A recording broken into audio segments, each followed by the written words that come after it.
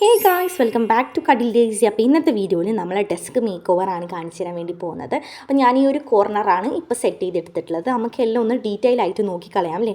അപ്പം ഇതെന്ന് പറയുന്നത് ഞാൻ എൻ്റെ വാളിൽ സ്റ്റിക്ക് ചെയ്തിട്ടുള്ളതാണ്. ഈ ഒരു 3 മാത്രമേ ഇപ്പോൾ കറൻ്റ്ലി സ്റ്റിക്ക് ചെയ്തിട്ടുള്ളൂ.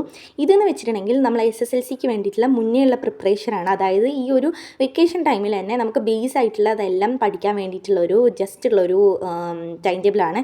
ഈ ഒരു കാർഡ്ബോർഡിൻ്റെ പീസിൽമേലായിരിക്കും നമ്മളിനി എല്ലാ ടൈം ടേബിളും, അതായത് ഓണം എക്സാം, ക്രിസ്മസ് എക്സാമിൻ്റെ എല്ലാം ടൈം ടേബിൾ ഒട്ടിക്കാൻ വേണ്ടി പോകുന്നത്. ഈ ഒരു സ്റ്റിക്കർ എന്ന് വെച്ചിട്ടുണ്ടെങ്കിൽ അവിടെ ചെറിയൊരു കുഴി ഉണ്ടായിരുന്നു, അത് മറക്കാൻ വേണ്ടിയിട്ട് മാത്രമുള്ളതാണ്. അപ്പോൾ ഈ ഒരു വാൾ ഹാങ്ങിങ്ങിൻ്റെ വീഡിയോ ഞാൻ ഓൾറെഡി പോസ്റ്റ് ചെയ്തിട്ടുണ്ട്. അപ്പം ഇതിലാണ് ഞാൻ എൻ്റെ ആക്രി സാധനങ്ങൾ, അതായത് 9th ആനുവൽ എക്സാം ആയ സമയത്ത് ഞാനെല്ലാം അടുക്കി പെറുക്കി ഇതിൽ വെച്ചതാണ്.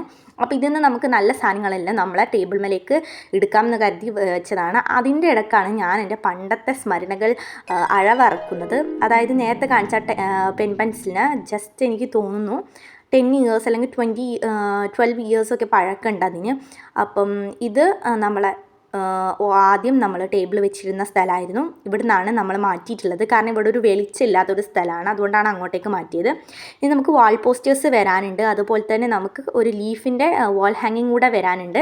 അതാ ഈ ലീഫിൻ്റെ വാൾ ഹാങ്ങിങ് ആണ് നമുക്ക് വരാനുള്ളത്. അപ്പോൾ ഞാൻ ഹോം മെയ്ഡ് ആയിട്ട് തന്നെ ഉണ്ടാക്കിയിട്ടുള്ളതാണ് ഇത്. ഇതിന് ഭയങ്കര പൈസ ഞാൻ നോക്കുമ്പോൾ മീഷോയിലെല്ലാം. അപ്പോൾ നമുക്ക് സിമ്പിളായിട്ട് നമുക്ക് ഉണ്ടാക്കാൻ കഴിയുന്ന സമയത്ത് നമുക്ക് ഉണ്ടാക്കിക്കൂടെ.